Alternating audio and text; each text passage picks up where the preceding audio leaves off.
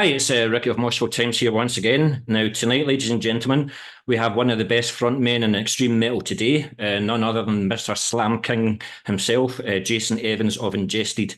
So, first of all, I've just got to ask, how the devil are you? It must be exciting times for you.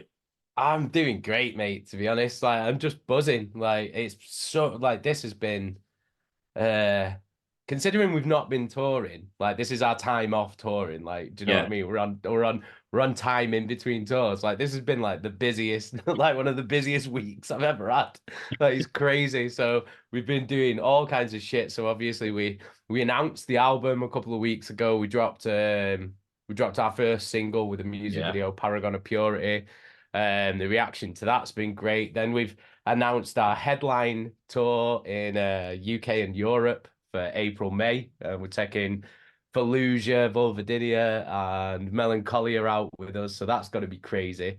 And then this week, it's just I've never done so much press in my life. Like it's been mad. Like it's proper weird. Like I'm not used to this shit. And then in between that, for the past 2 weeks. I've been the reason why this entire room is like blurred out because this is Yeah. like my home studio slash man cave thing. Like I've been in this room for like 2 weeks building props and building like practical special Well, that's what a effects and man shit. cave's for, is it not? Yeah. So for a music for our next music video, which we finished shooting this week, like we did all the location shoots and everything, and all the shots with like the practical effects and Yeah. all the makeup and all the masks and cut. Oh, it was so sick. Like so, yeah, we finished that up. We did some pickup shots yesterday in the Yes. woods, so that was pretty cool. So Do you I've know, left a load of fake blood all over the woods in Gorton around the corner from my house. I was just like, well, there's nothing I can do about it. Like I can't fucking clean it up. So there's I just a think you're going to big get pile some of knocks on fake the blood. door, Yeah, probably. CID or Ah, something like so that. it's all publicity, isn't it? Like, Aye, absolutely, absolutely. But you know what? I love talking to vocalists of bands because I only need to say hello and then you guys talk for half an hour. Because what no, you've tell me. actually just done there is you've answered all my questions. So it's been a pleasure talking to you, All mate. right, see you later then. Yeah, but again, it's just that cycle, isn't it? It's like album tour interviews. I think the problem that you have is that you're too damn approachable. You need to get a wee bit more of a nasty streak in you and just, or get one of the other guys to share some of the responsibilities. But I then can't, again, I you're the can't, I vocalist, can't you be like talking nasty about yourself, anymore. don't you? I can't be nasty anymore. Do you know what I mean? Like ever since I had my kids, like I've just turned into a soft ass now. I used to be a right rough bastard, and now I'm just like dead happy and dead jolly all the time. I've turned into like a death metal Santa Claus. You've now got the biggest responsibility you'll ever have for the rest of your life. You've got kids, same as myself, mate, same as Yeah. myself. But before going to the new album and everything, I just have to go back a wee bit in time to when you were a wee nipper in 2004 and you were being in a band called Age of Suffering, releasing songs like Dead Skullfuck. Did you ever think that almost 20 years later that you have released 8 albums, countless other releases, and toured the world? At the time, absolutely not. Like, absolutely not. Like, because I didn't even know what the fuck I was doing as a vocalist. Like, at that time, I still don't know now. Like, but then I had no fucking clue. All Yeah. I knew was that I wanted to be in a band. I really want that. That was what I wanted to be. And at the time, I was playing drums. I tried learning guitar. I sucked at that. I couldn't do that. I'm the So best air guitarist you're likely to meet as well, mate. oh, I'm a sick air guitarist. Like I'm an A plus air guitarist. But I couldn't play guitar. So then I fucking spent all my savings on a fucking drum kit when I was like fucking 14 or 16, 15 or something. And then I tried playing drums. I could play like thrash beats and I was double going to say kick. That Metallica, that was that's about all. it. Yeah, I could play some Metallica shit, the easy ones. Like, Aye. but apart from that, like I sucked really. And then I was in college. I think it was 16. Yeah, I think it was about 16. And then my friend in college, Gary, who was playing drums, he comes up to me, he goes, because obviously all the metalheads stick together and hang out Yeah. together and they all know each other. Yeah. So he was like, "Oh, Jace, do you know anyone who could do like death metal grindcore vocals? Because I'm in like a death metal band Yeah. called Age of Suffering, and we're looking for a vocalist." And I was like, "I'll fucking do it." I'd never done vocals in my life. Like the closest I'd ever come was singing Slipknot tunes in my nana's house in a toilet roll tube. I've got a video of that actually. Like it's fucking mad. I I'm think going I'm to about attach it. You need to send me. I'm going to attach it. I think I'm about 13 years old, like in it, and it's one of the funniest things I've ever seen. And yeah, I'd never done vocals really, and I was so desperate Yeah. that this was what I wanted to do, and I was so fixated on it. I was So what like, was your actual day I'll do job it. at the time? My day job at the time, I didn't. I worked at QuickSave. Yeah. I Yeah. worked at QuickSave. I worked as a greengrocer in a QuickSave in Romley, Yeah. while I was in college, and then so I said, I'll do it. I'll do it. I want to be in a band. And then he said, "Oh well, can you like record? The guys in the band want you to like. Have you got any way of like recording yourself doing vocals?" And Yeah. I was like, okay." So I went home, and my mum had this really shit PC because we were like, no, because we were poor as shit. Like, do you know what I mean? Yeah. Like, we didn't have A anything Commodore growing up. VIC 20 or something like It that. was a super fucking shit, like fucking Windows fucking 95 PC, and all she had was you know one of them one of them old like desk microphones that was Yeah. like dead thin. The ones that Yeah. you used on like Yahoo Messenger and AOL chat, right? So that's the only thing I had, right? So I was like, right, I've got so I got home and I was like, right, I need to record something. I need to record something. So I recorded myself singing Ruined by Lamb of God down this fucking little AOL Oh my Messenger God. fucking microphone, right? But I'm trying to be quiet as well because I didn't want anyone to know what I was doing. Didn't want my mum to hear me or my sister to hear me or the neighbors to hear me. So it's like, I'm like, yeah, like really quiet. Like, so I sent it to him anyway, and they were like, yeah, cool. I guess they didn't have any other people send them anything. So they were like, yeah, come down for an audition. So I went down to Reddish, went to Gary's house, walked in, and I think you done a there demo and was an EP, didn't you? yeah, but there was Sean. That was Yeah. Sean, That was our it. guitarist now. And he That's was it. there with his big fucking BC Rich spiky guitar. Like he was like 18 or 7. No, he was 17. Yeah. And so I was like, right, okay. And they were like, "Oh, have you got anything that you prepared? Do you want to like sing a song?" So I fucking sang Oh no. Spears of Madness by Decapitated, but obviously because I'll give you that. didn't realize what I was doing, I sang it with a Polish accent because that's how he right. So I'm there singing Decapitated with a Polish accent, like like pronouncing the words the way that he does, like Yeah. "Would be God" and everything. Right? So I'm doing that, and anyway, it must have been all You right. got the gig? Or like I said, yeah, I got the gig, and then that was Age of Suffering, and then we released a few demos and EPs, only self-released, like we fucking burnt the Yeah. CDs ourselves, like in our fucking Yeah. houses and shit. But and then we'd give them out at shows, at metal shows in Manchester. But we played a couple of shows up in like around the northwest, really. Yeah. Like we played a few shows in Stockport, which is like my hometown. Oh, It's you've like made it southeast then. of Oh. Manchester. Yeah, played the Thatched House, played the Stockport Student Union, mate.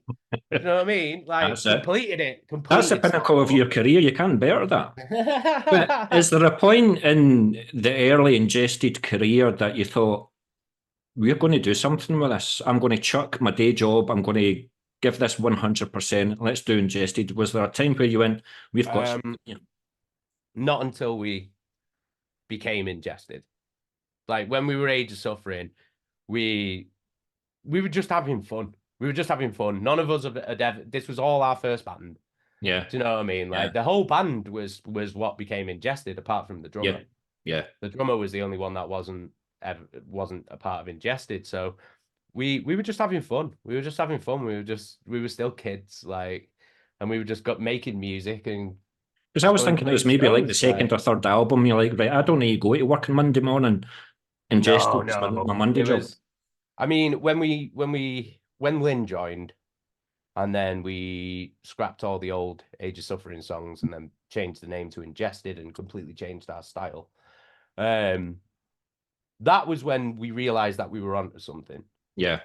When we thought, fucking hell, like this is really good shit. This, like what we're making, like we didn't realize the goal after that, a few years after that, the goal was to make that our career, but Yeah. we never thought it was realistic because of the style of music that we Yeah. played. And we got a lot of shit and a lot of flack like from the scene, like when we were first coming through, because we played a modernized style and we weren't just death metal. We incorporated stuff like slam elements and deathcore elements, and because we just loved fucking extreme music. Yeah. So we would just throw in, we're predominantly a death metal band, but we were throwing everything in, That's right. everything that we liked, everything that influenced us. And we liked to have good production as well, where you could hear things. So we got a lot Yeah. of shit for that as well. So we were kind of like the black sheeps of the underground scene in the UK for quite a Who's long laughing time. now? Like, exactly. Well, this is the thing though, because it's like this is why we are the way that we are. Yeah. Like, this Did is you- why we're fucking got this massive chip on our shoulders, why we fucking have this fuck you attitude all the time, why we always feel like we've got a point to prove. Yeah. Because that was the way that the scene treated us when we were coming through. Like, do you know what I mean? Yeah. So, and then after that, like a few years in, well, it was quite a few years in, like it was a good like decade or so in. Um, we started touring properly, Yeah. and then we started making not loads of money by any means, like, but like we were actually like doing a tour and not being in debt, or doing a tour and breaking even. And then it was like, oh, this tour we've actually made a couple of £100. Do you know what I Yeah. mean? And then the Yeah. next tour it's like a bit more, and then a bit more, and then a bit more, and then it's like now it's like this is our job, this is our business. Like we get a monthly wage every That's month, it. like all three of us. Like we don't have to I'm so worry friggin' about jealous. having a fucking like full-time job like we used to have to, but that was a risk, that was a gamble Yeah. to take that step, because we all had full-time jobs, good jobs as well.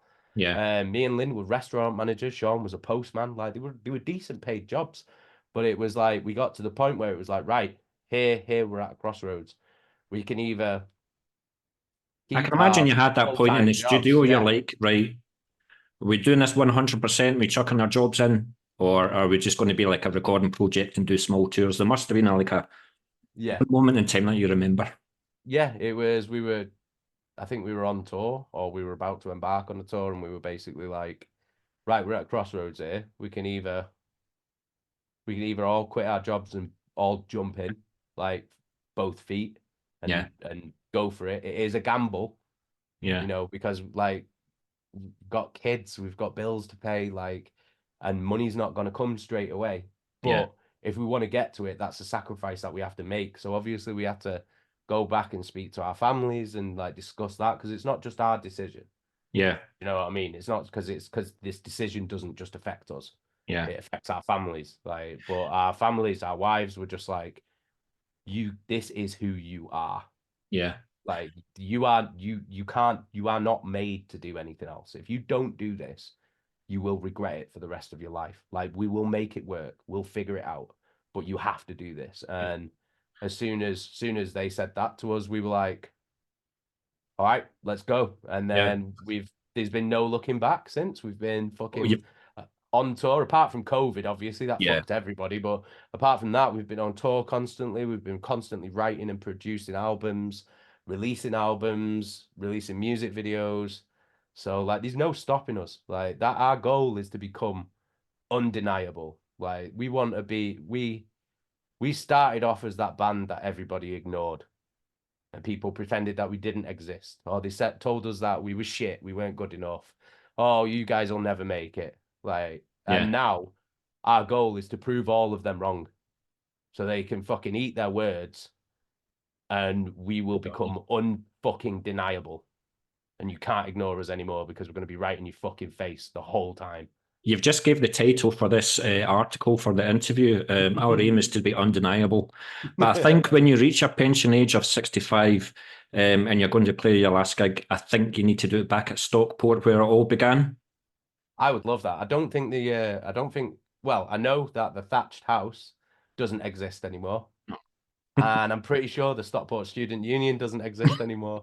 Stockport's a dead town, bro. Like Yeah. it's died. Like I don't know what has There's happened, venues but closing like, down all over the place, but man, I'm telling you something, Glasgow is thriving at the moment in time. I mean, I was going to Glasgow's bring up Head amazing. of Winterfest at some point in the interview, but I mean, it was sold out. You had bands like Malediction way back from early 90s. They played songs from like the late 80s and stuff like that.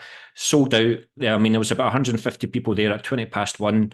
And from about 2:30 onwards, it was 300 sold out. It was absolutely brilliant. Glasgow and Scotland as a whole is thriving at the moment.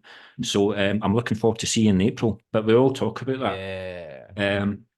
But the chemistry that the triumvirate of you, Lynn, and Sean have must be unique because I can't think of a band where they never stop.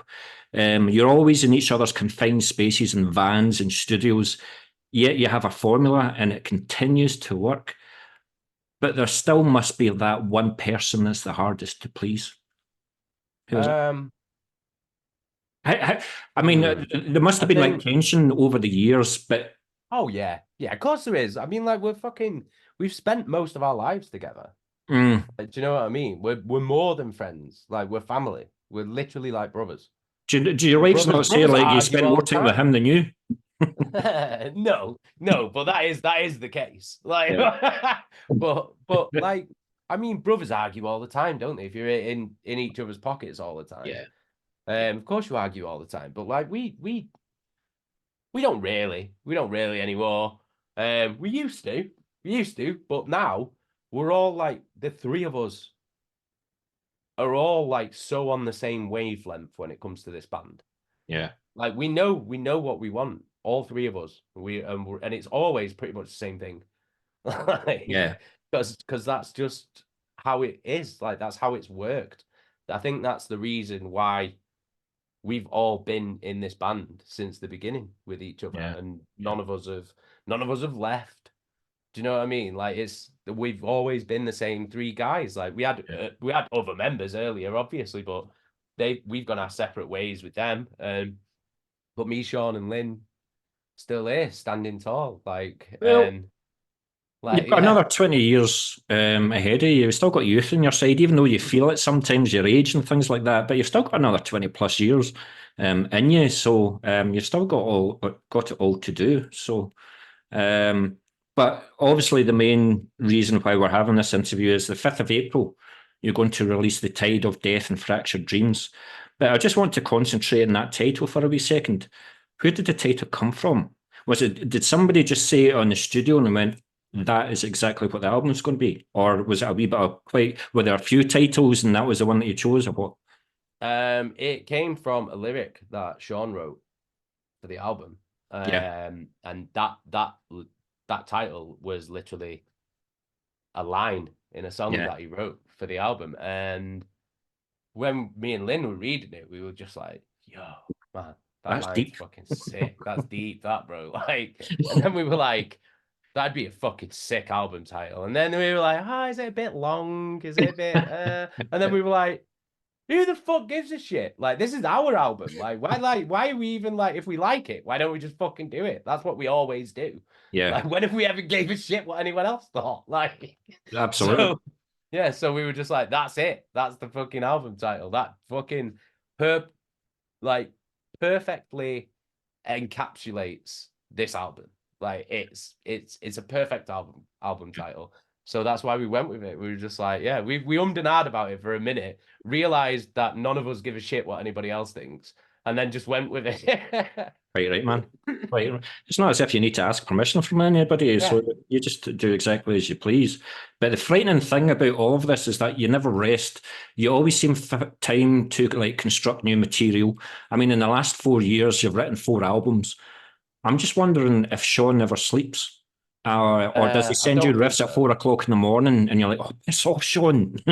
Nah, he's fucking at it all the time. Like Yeah, any spare time that he has, like when he's not dealing with his family or his kids or anything, like he's on his guitar, yeah, writing riffs, like all the time. Like he's writing riffs, he's like creating song structures, he's piecing things together. Like he writes lyrics as well. Me and Sean write about 50% of the lyrics on an album each. Like, so he's just at it all the time. Yeah. I guess some people are just like that, whereas Yeah.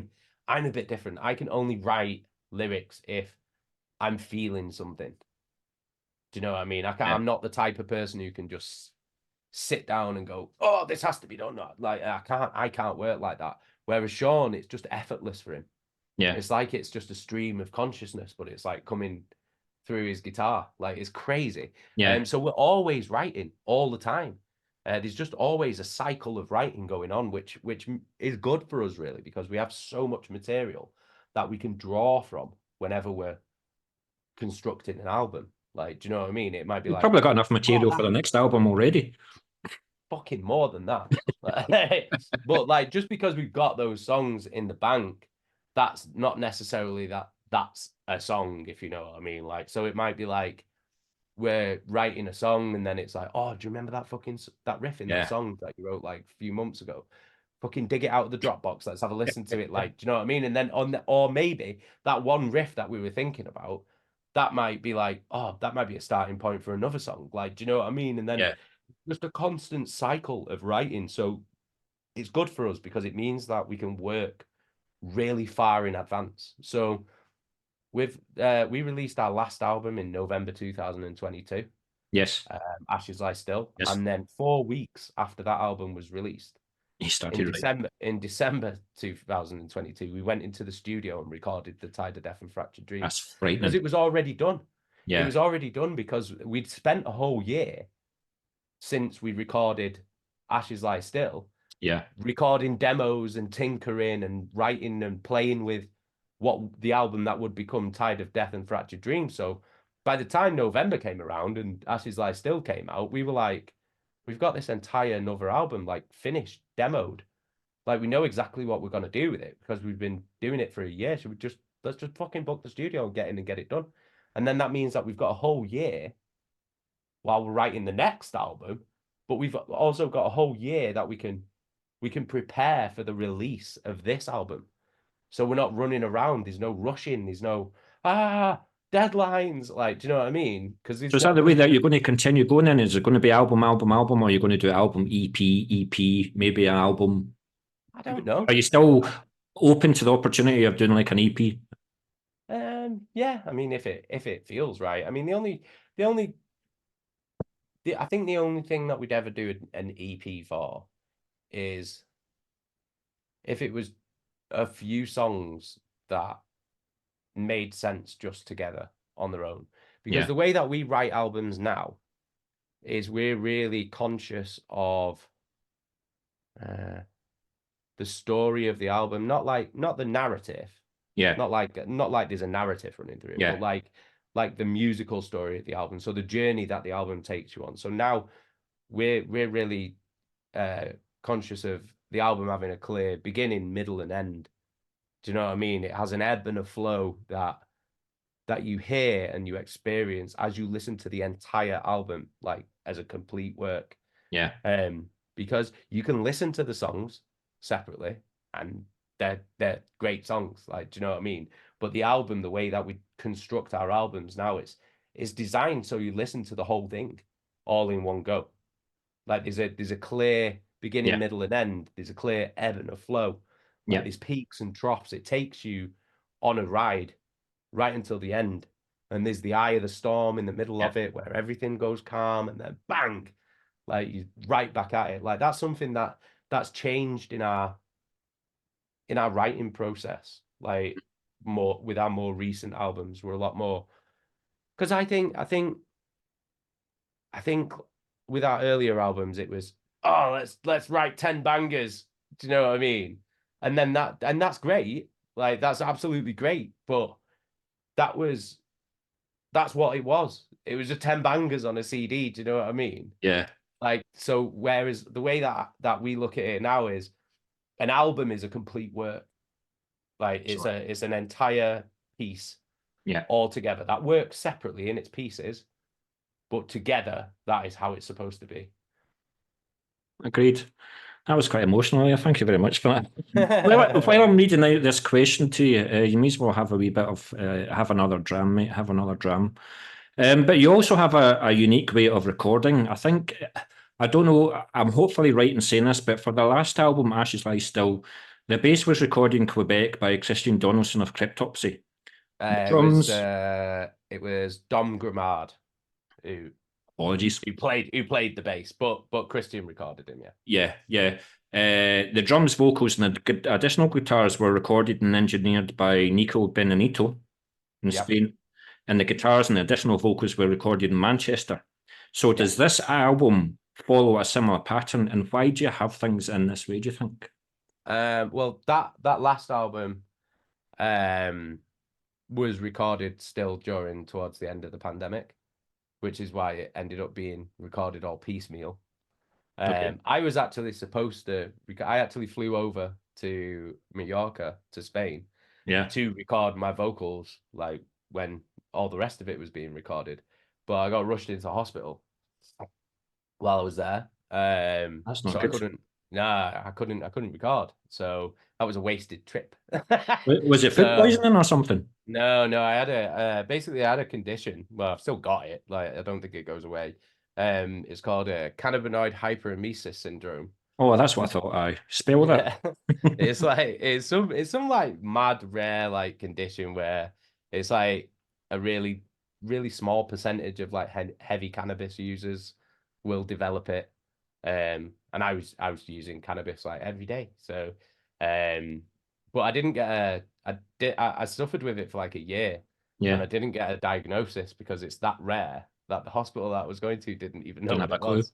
Mm. So basically what happens is the THC particles in weed does the complete opposite in my digestive system. So like whereas THC would usually calm nausea and make you have an appetite for eating and stuff, like what it did for me was it made me violently sick for well constantly, like Yeah.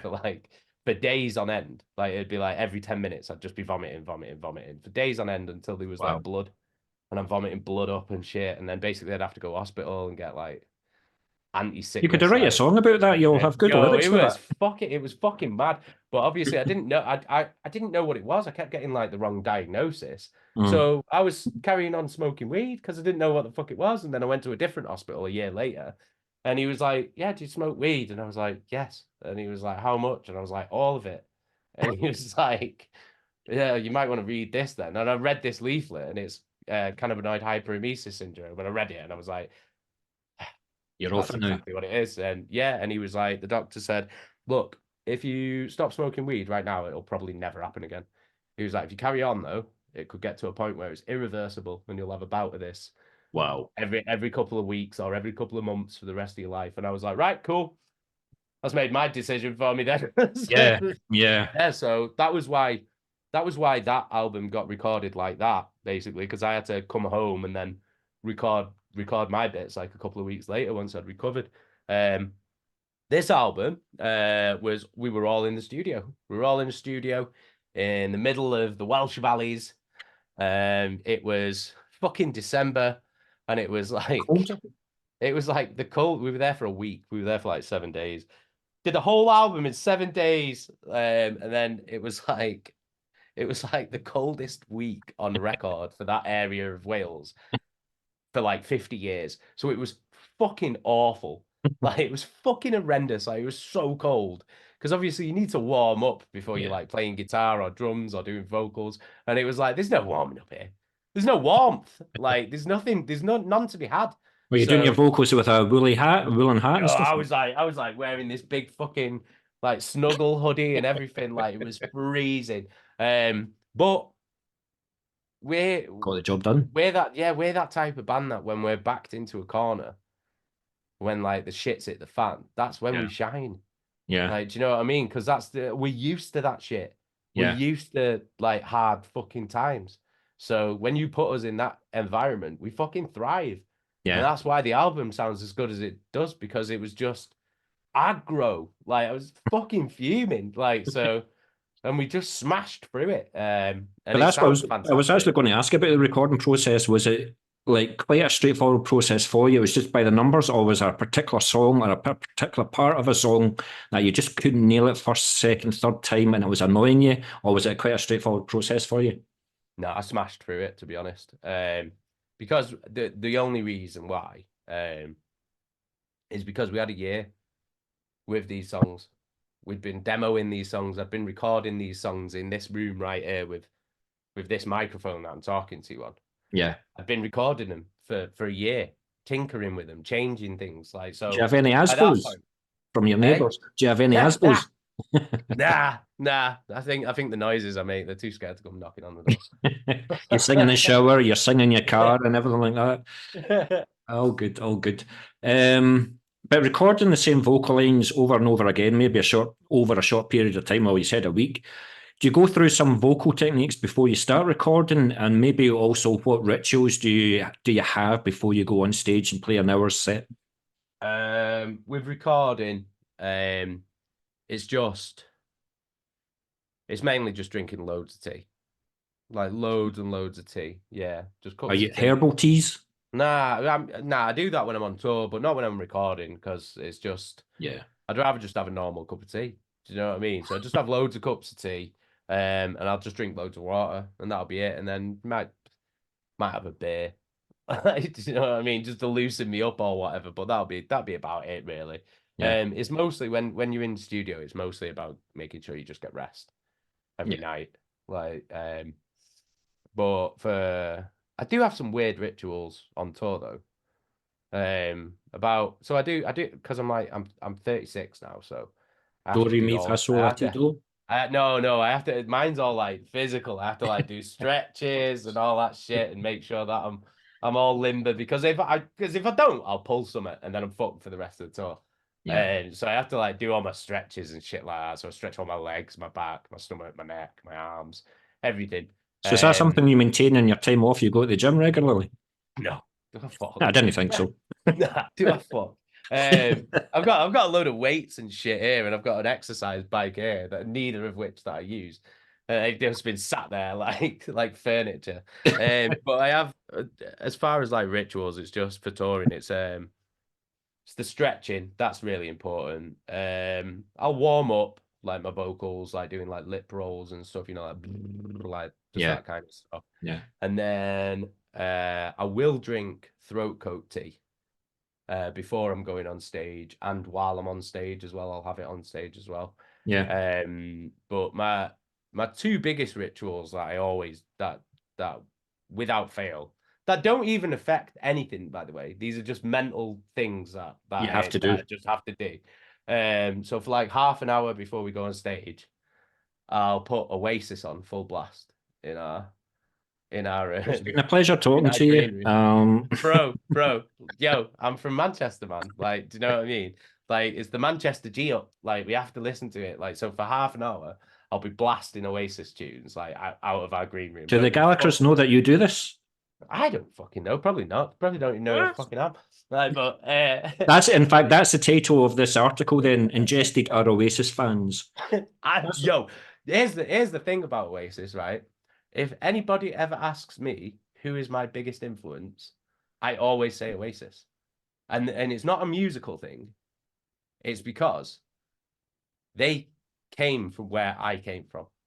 They lived they came from 10 minutes over there, yeah. right? Council estate in Manchester, working Side. class. I'm council estate, Manchester, working class. I've come from fuck all as well. They Yeah, came from fuck all, and then look what they did.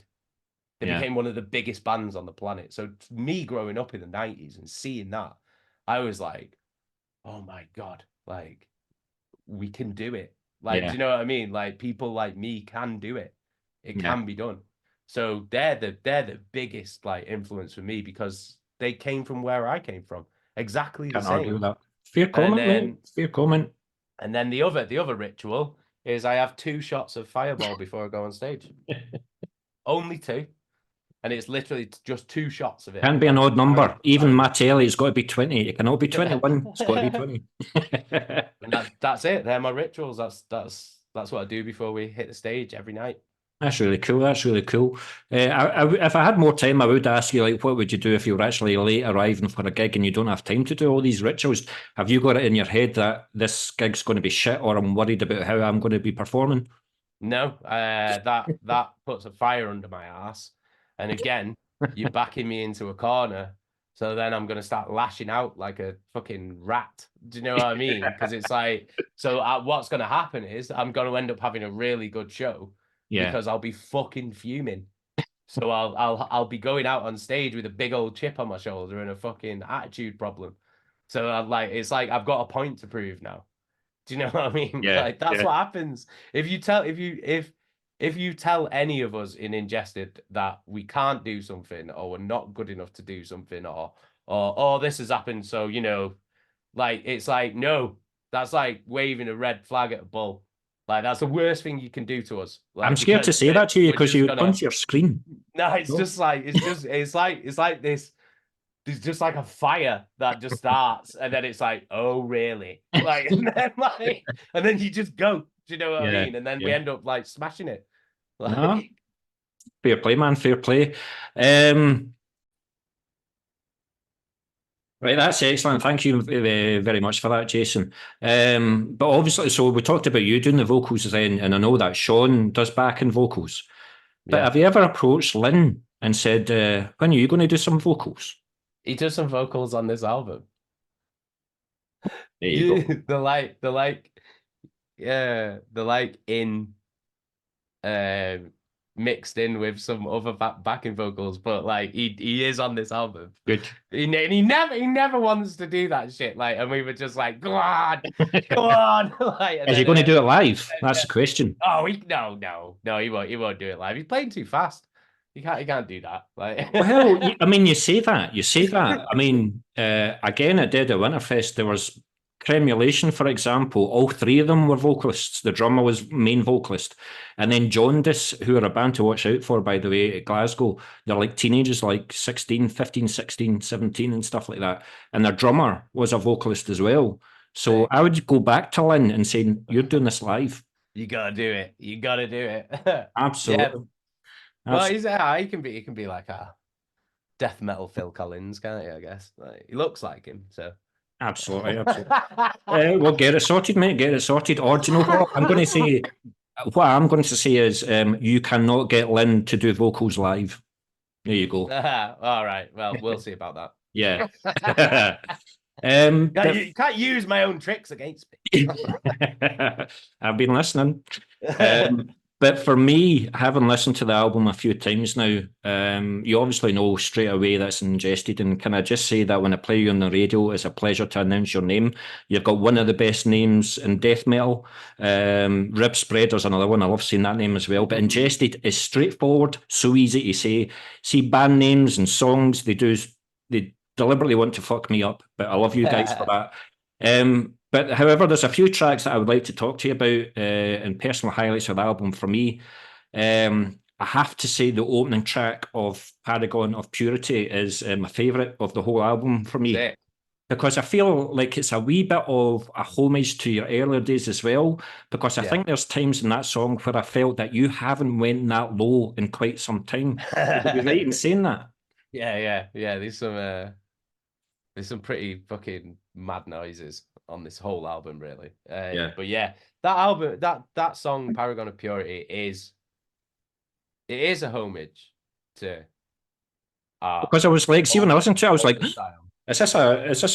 am I listening to Skinned and Fucked here? Yeah, it's like that. It really is like that. But that was the idea when we were writing the song. Yeah, because we still love that type of music. Like, we love all the music that we loved when we were first starting. We still listen to that shit today, so we're still influenced by it. And that is literally where that song came from. It's an old school fucking Ingested song. I love the bass drops as well. I'm glad you picked up on that. Yeah, but the bass drops as well. I was like, wow. And the just the riding riff of Sean, it was just absolutely brilliant song. But I do have to ask, when I was going to keep this for later on, but when I watched the video, you didn't look particularly well. How are you feeling just now? Oh yeah, I'm all right. I grew my tongue back and my You got eyes your came tongue back. back, yeah. Yeah, it was fine. I was a wee bit worried Put my about guts you. back in. No, But what, I love like horror films and practical effects and stuff like that. yeah, So it was like any chance that I get to do things like that blood and is guts. is like I'm like, yeah, let's go. So the idea behind that video was I wanted something that visually ramped up in violence alongside the song. So the song, as the song goes on, it builds up to a crescendo towards the end, where there's just this brutal, like slam breakdown with these disgusting vocals. And I wanted the narrative of the video to mirror that. Like, so if you watch the video, Yeah, as you look at me, like I get more and more fucked up. Like it starts off and there's like, oh, there's a couple of cuts on my face and shit. And then there's like your barbed guts. wire wrapped around my fucking head and there's all blood coming down.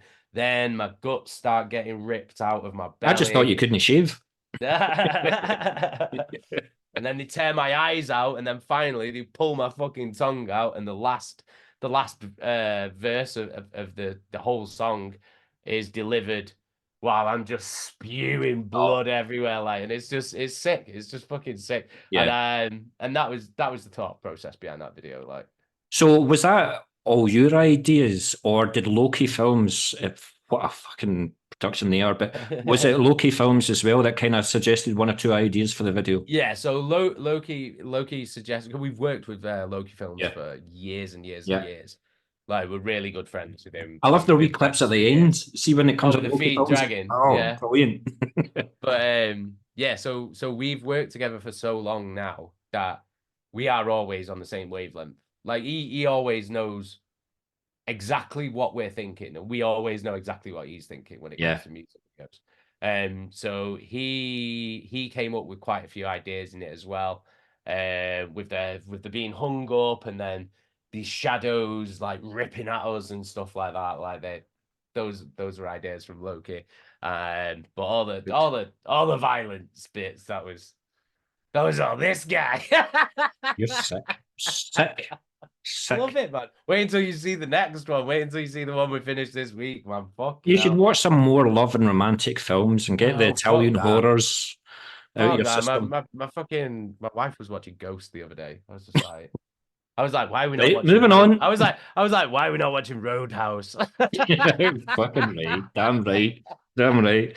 But another song, Pantheon as well. I personally think it's a track that means a lot to you because I Yeah, think now you realise that you're resonating in the fact that you're playing amongst the big boys. I mean, obviously, you toured with Cannibal Corpse, for example, last year, and over in America, you were with the big boys over there. You're with the yeah, godfathers of the scene now that you grew up and they idolised with. But they now have full respect for you and for what you guys are yeah, doing. And now they're in fans of your music as well. yeah, Is that one of the more personal songs that you've written yeah, lyrics to? yeah, definitely. I mean, they're all personal songs, Yeah, like, but that one particularly, because that one, I mean, the best way I can describe Pantheon is, um, imagine being a kid and growing up and like looking up to and idolizing and revering all these bands so much that they then inspire and influence you to pursue that same thing as a career, yeah, which you then do.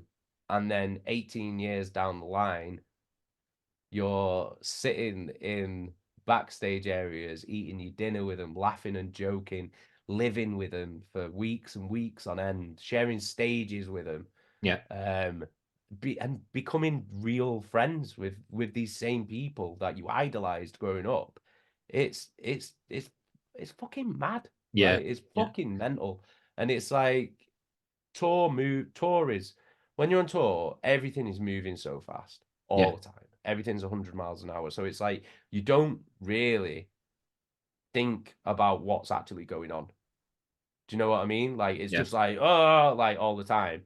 But then there's these like rare quiet moments when you're just sitting there and you're just watching these people just mooching around the backstage, and That's you're Corpse just Grinder like, Fisher over there. yeah, you're just He's like, sitting in the couch next to me and all yeah. that. But you're like, what? What the Aye. fuck is going on here? Like, why am I here? Yeah. Like, who the fuck am I? Yeah. Like, I'm just fucking Jason from that fucking council estate in Manchester, man. What the fuck am I doing here?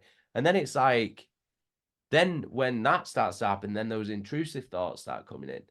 And then you're like, do I even deserve to be here? Like, am I even good enough? Like, what the fuck? Do you know what I mean? So then Yeah. it's like you have to check yourself and basically go, you do deserve to be here Yeah. because you've worked your fucking ass off for nearly 2 decades to be here. You've sacrificed everything to be here. So you do deserve to be here. So Yeah. realize it, grab the ball and fucking run with it. Take it as far as you can go because you only get one go at this. Do you know what I mean? We're not playing no fucking Super Mario Brothers now. Like, you don't just get to respawn. There's no extra lives. Do you know what I mean? This is it. So fucking take the ball and fucking run with it as far as you can. You Go ever for thought of being a motivational speaker? I'll drink to it. that. No, but I um, mean, like, I hope the thing about this song, Pantheon, yeah. what you'd call imposter syndrome, I guess. Like, I don't think it's anything that's exclusive to being in a band. Do you know Yeah. what I mean? I think people from all walks of lives and all careers and all paths, like, have these intrusive thoughts from time to time because I think it's just being a human. Do you know what I mean? So, Yeah. I mean, if anyone listens to this song or reads the lyrics or whatever, and like it helps them and they realize that yo, you're not alone, like it's totally normal, like, do you know what I mean? But then they realize that, yo, know your value, know your worth, you do deserve it, you're here because you put the work in, so go for it. Like, if that helps them in any way, man, like if I can give back to any of our fans after all the support that they give us, it's like that's a massively important thing to me. Do you know what I mean? If it Yeah. helps them, like in the way that it helped me, Yeah. then I mean, you there's may nothing more that can make me feel any better. Like, so many wise words in there, and it's total self belief. You've got to have the self belief in yourself that you can do it. But I mean, the tour that you mentioned, Fallujah and Vulvodynia, they're headliners in a tour themselves. I yeah, mean, I saw Vulvodynia in Glasgow about it must be a year, 18 months ago, and stuff like that. yeah, So for now, for you guys to be the headliner of that, it's just a small testament as to where you guys have come. And yeah. I tip my hat to you. Thanks, man. It feels good. It feels Yeah, good. Like, I just want this tour to be the success that I know it should be. yeah, Like, do you know what I mean? I yeah, want to go out there. I want all the fucking support bands to make money and play fucking amazing shows. And all the fans that are there. I want, when we step off the stage after the show, I want every single person in that building leaving, going, fuck me. They gave me that my money's worth. That was worth twice what the ticket cost. Like, do you know what I mean? Like, Well, that's what I want. I want to blow people away. Like, that is the whole intent behind this tour. I want to fucking play shows that are so intense and so heavy and so vicious that nobody ever forgets what we did. Like, listen, and you being the main man in the front, no motherfucker is going to argue with you. Glasgow is a special place. Because I know, like, I obviously saw you with Cannibal. I've seen Cannibal, I don't know how many times in Glasgow. I saw them way back in the early 90s with Chris Barnes and things like that. Dark Funeral, I absolutely loved them. But when you guys played the Barlands and you went, I'm not moving off here until I get the biggest wall of death from front to back, and you got that, I have, yeah, I mean, that Barlands is 13 to 1500 people. You got every fucking a wall of death. And yeah, it that was was a whole just, room. I was like, wow, absolute wow. Um, you are you are the front man. When you ask the crowd to do something for you, they do it. You're just honestly, man. Ingested are lucky to have you, but I'm not just Thank saying you. that because I'm recording this. Honestly, like, thank you. That means the world to me. Because Absolutely. I Absolutely. pride I pride myself on being a good frontman or being the best frontman that I can be. Because I grew up watching like the videos of fucking Freddie Mercury on stage with Queen and Yeah. like watching how he held the audience in the palm of his hand. Radio It Gaga. was just insane. Like it's just absolutely insane. Yeah. And obviously I'm a big fan of like professional wrestling.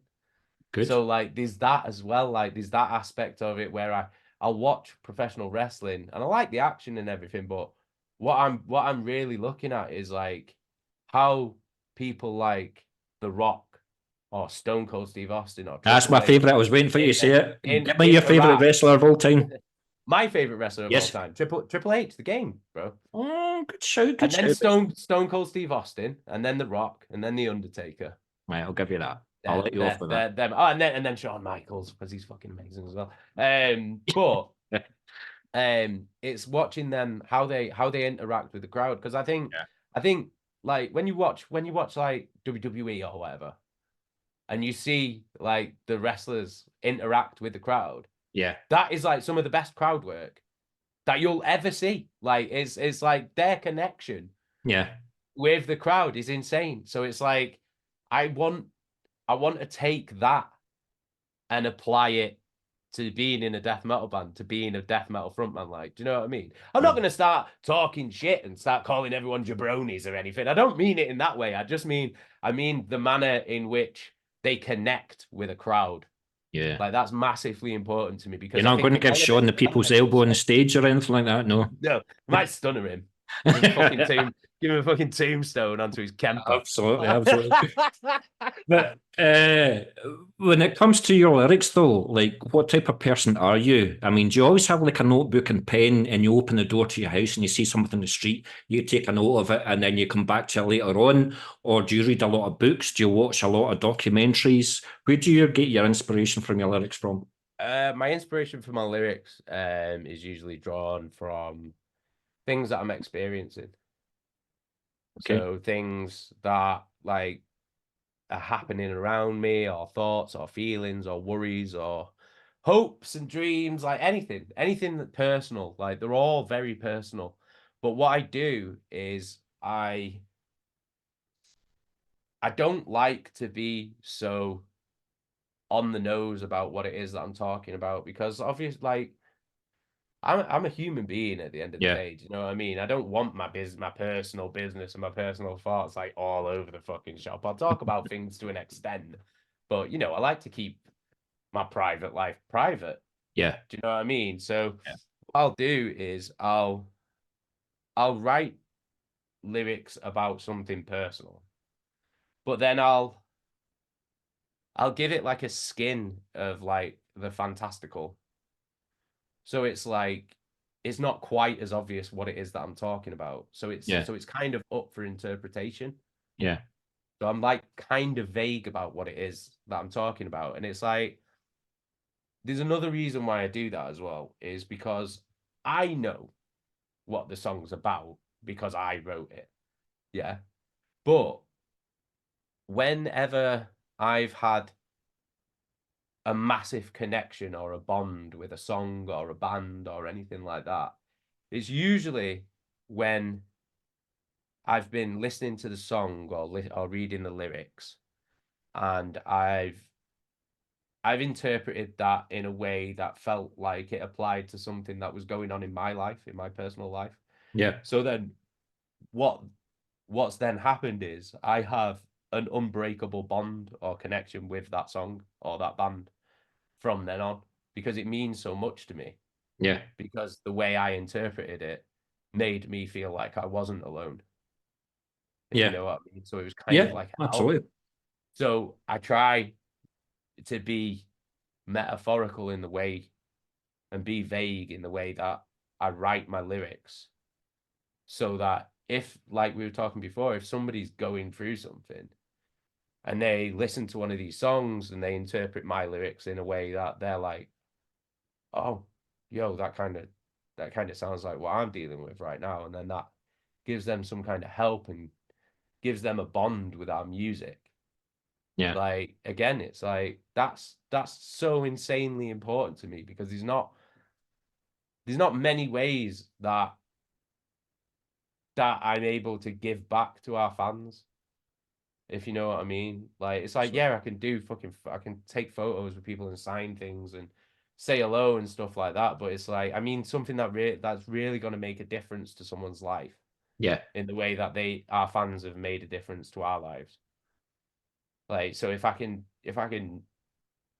give back even in that small way, in Yeah. any way, Yeah. like that is like such a massively important thing for me. So Yeah. that's why I write the way that I write. But I'll tell you what I do, which is odd. Or I'm told that it's odd. When I write lyrics, I write backwards. So I write the last line first because I listened when I was growing up, I listened to a lot of hip hop as well and rap. And Okay. what one thing I noticed was like in every verse in a rap song, if it's a good rapper, um, he will end on a fucking sick line. So it's Got the you. last thing you remember from that. You're like, oh, do you know what I mean? So I've taken that, and when I write lyrics, I write the last line first. That's So interesting. what I have on my phone, I don't know what it is I have a notepad on my phone for when I'm writing lyrics and stuff. And what I'll do is I'll think like I'll think of like a sick ending line. So I have an entire notepad file Wow. just filled with like banging ending lines. And then basically what I'll do is I'll go, if I'm listening to a song that I'm writing lyrics for, I'm like, oh yeah, yeah, yeah, yeah, yeah, yeah. And then I'll be looking through the Yeah. last lines Yeah. because it's just a list of last lines, like fucking bangers. And I'm like, that's the one. That's what fits here. Like, and then I'll stop the song and then I'll work backwards. So I'll write because I like all my lyrics to rhyme as well. So I'll work backwards. So I'll be like, right, this is the ending line. So what's the line before it, and then the line before it, and then I'll write backwards. It's well weird. Okay. Unique But yeah. vocalist, but that's what I was going to ask you. Like, do you like I speak to Quando of Brain Bath, for example, and he says he's already got 15 songs lyrically written. But I speak to Carl Willits and he waits for the music to be written first and then he does the lyrics. So I'm wondering, do you basically do fuck all for a year and then Sean says, right, we're going into the studio in 2 weeks' time. Have you got the lyrics ready? No, no, no, no, no, no. No, we work like a year ahead at least. Yeah. So like because of the way that Sean writes and I write, and it's like so I just have all these ending Yeah. lines to verses and stuff. And then I have like whole verses as well that I've just wrote with because I'll just write with no music, and Yeah. then I'll fit it and change things to if it'll fit on like whatever verse or whatever riff and stuff. Yeah. Um, so yeah, so like basically whenever I get sent a song, I'll just start piecing the lyrics together and I'll start working backwards from lines. I'll be like, right, that line goes there, that line goes there. And then we work Right. backwards and then we'll usually demo the songs for like a whole year. Do you So have by the some time Irish we blood in your family or anything like that? No. sorry. Would you have some Irish blood in your family? No, no, I don't know. Maybe. I don't know. I ain't got a fucking clue. Like I've just got Mancunian blood in my veins, mate. Like Listen, I totally appreciate the time that I've had with you. I do have 7 or 8 more questions, but I appreciate the time. I was just what wondering time are if I we can on? ask you one more fun question, and maybe Yeah, we'll have we've another got time. opportunity for later on. We've got time. You can ask whatever Well, questions you want. well, right. Well, now you right. Okay, you've asked it, so I will. But I know you said that Sean writes 50% of the lyrics to the Yeah. songs. Is it sometimes difficult for Sean to portray how he wants you to sing them? No, because Sean's style is different to my style. So, but I like it that way. I like it and I don't like it, if you know what I mean. So I like it because it gives more variety to the songs. Yeah, Like Sean will write in his way. That's it. yeah, Like, and I like it because it gives more variety to the songs. The only reason why I don't like it is because I struggle with sometimes with the vocal patterns and stuff that he chooses because they're not how my brain works, if you know what I mean. Because obviously his brain works differently to mine. So it's like it takes me longer to get what he's written, if you know what I mean. Yeah, absolutely. Because it's not, I know there's loads of vocalists who could just like, oh, I can sing anything, like whatever, like that's fine. Like, that's what Scott Fairfax. That's what Carl says. Scott Fairfax writes lyrics, and he just does it because he knows he can do it in one take. It's Carl Willits, you know. Yeah, but for me, it's like it's hard. It's like it's difficult because it's like I'm like my brain's like wired in one way because I've been doing only Ingested. I've never been in any other bands, like, so that's the only thing I've ever done. Like, so it's like I'm not used to doing other things, so it takes me a little bit longer to get round, like a vocal pattern that I haven't written, if you know what I mean. Like, it's just like I'm like, it's like my brain just can't compute it. But I prefer that. I'd rather him write the way he writes than he challenges you, doesn't he? Yeah, absolutely, it challenges me. But it's like it like I said before, it adds variety to the because if you don't get it right, it'll just replace you. Will he? Well, you never know. You never know. You can try, but there's only one Jason Evans. Sadly, I tell you, whoever else they bring in will not get the Wall of Death in Glasgow Barlands front to back. I'll give you that. No, that's mine. But A Path Once Lost as well. That song took me by surprise, because my first reaction was, Jay can actually sing. Ha! Well, joke's on you because it's Sean. Bastard. That spoiled my line of questioning. Dude, it's Sean, man. Like, yo, here's the thing though. He didn't even know that he could sing. Because that's what I was going to ask. Where did all this come from then? Right. So he wrote the song and he wrote the vocals to it. And he was like, oh, I've got this song. I think it'd be a really good ending for the album. It's like, it's a little bit different, like, but I'll demo it. Yeah. And then I'll send it to you.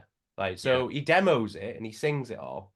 And he sends it to me and Lynn, like with the intention of me singing it. Like, but obviously, like my clean singing is a lot more gravelly. Like it's more like, it's on Shadows in Time. Yeah. So it's a lot more like crowbar sort of vibe. Do you know what I mean? It's like that kind of so he sent us this demo, and me and Lynn were like, what the fuck? Like, we were like, yo.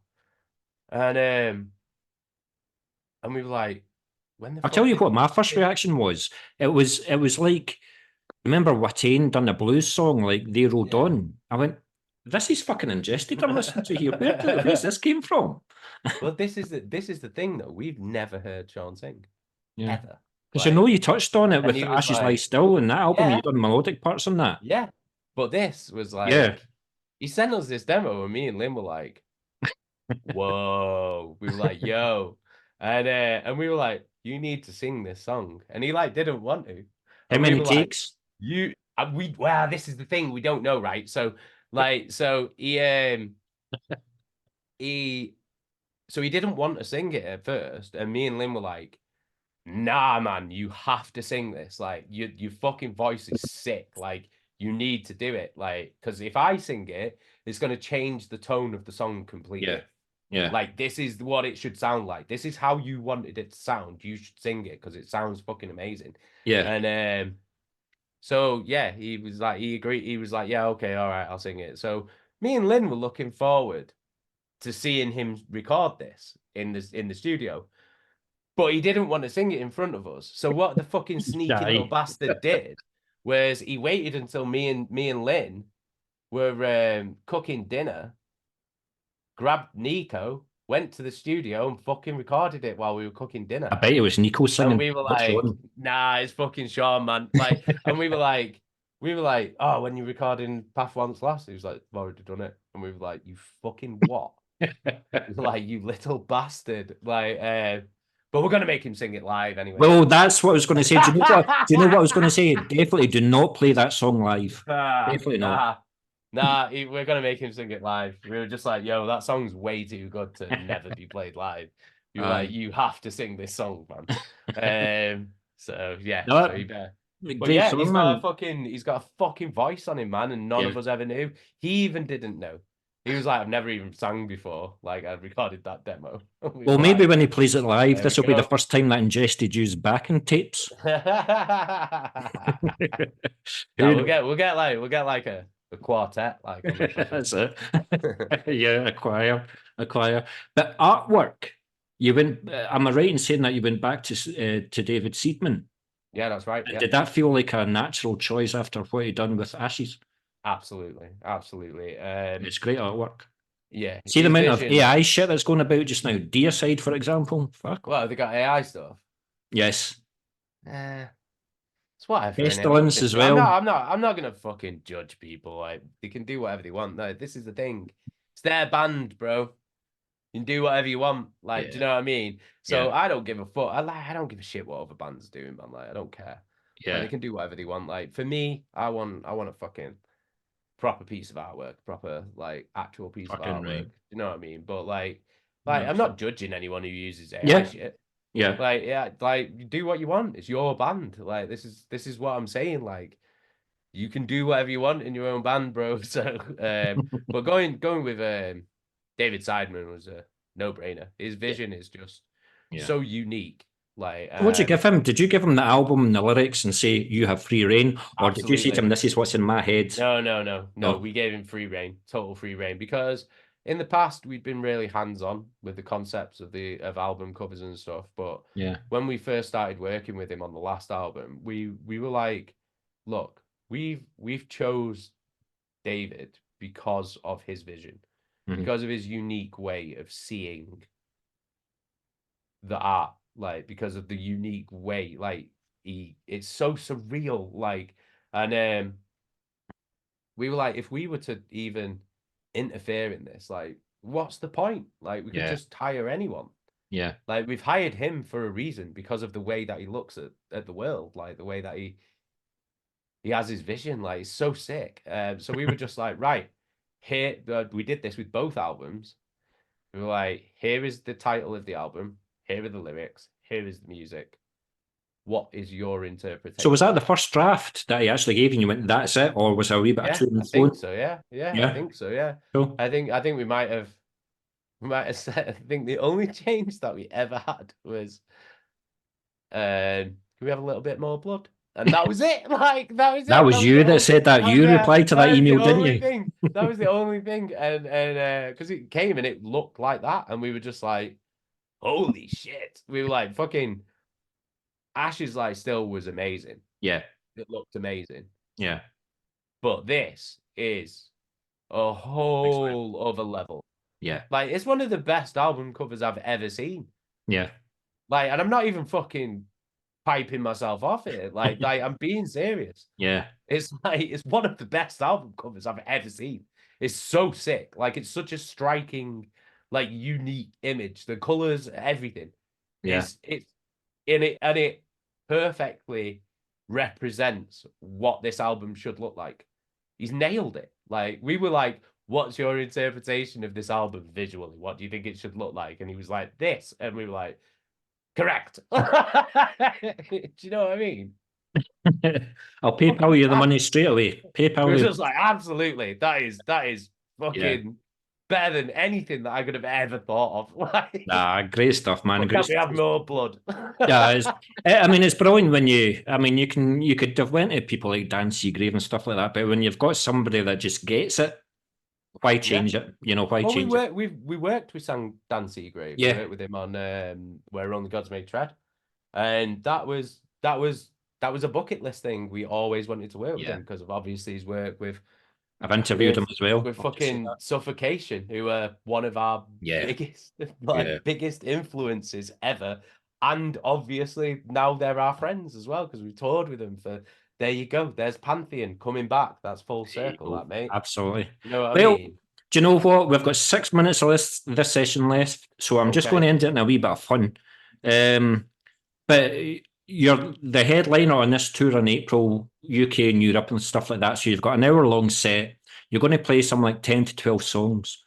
But what's the one song on the set list off the new album, as well as from your back catalogue, that you're looking forward to playing the most, and why? That is a good question. Must be the first track on the album. Yeah, I was gonna say probably Paragon of Yeah. Purity. Yeah. Like we got to play that on the last tour that we did with Yeah. Lorna Shore, and Yeah. it was great fun. And also nobody knew what the fuck that song was. We opened with it, like, and nobody knew what the fuck it was. Like, so that was great.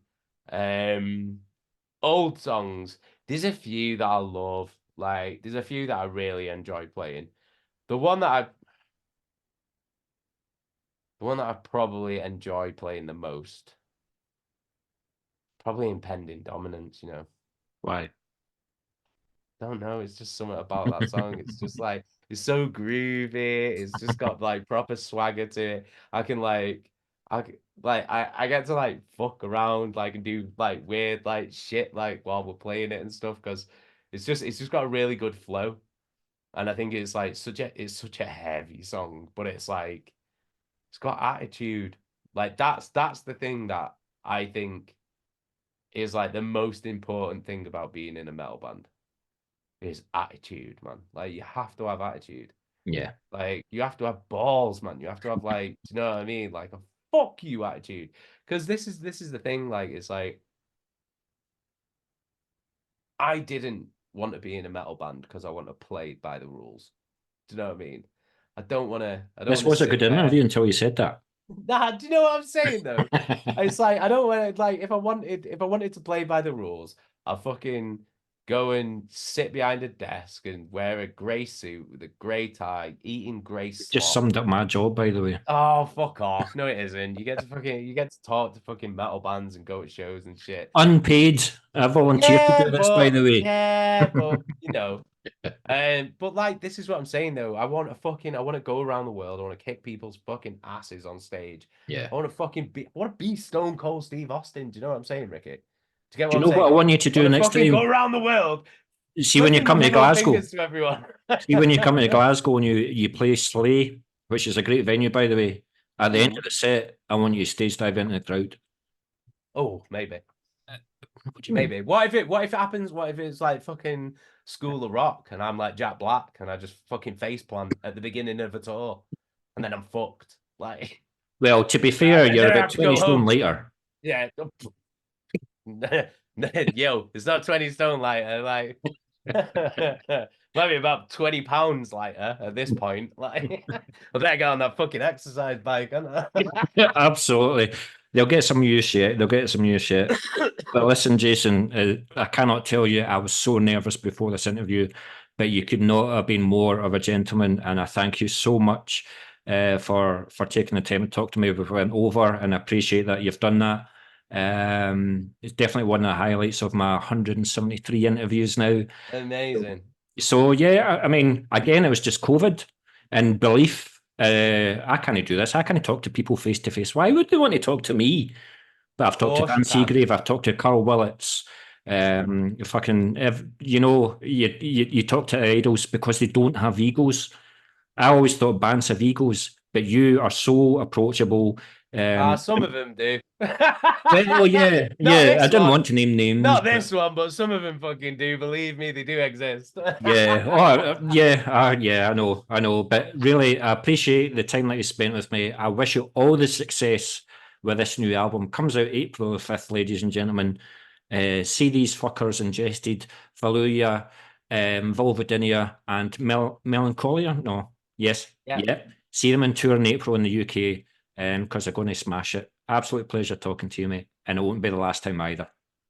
Pleasure's all mine, Ricky. Thank you for having me. Peace and Thanks, love. mate. Thank you.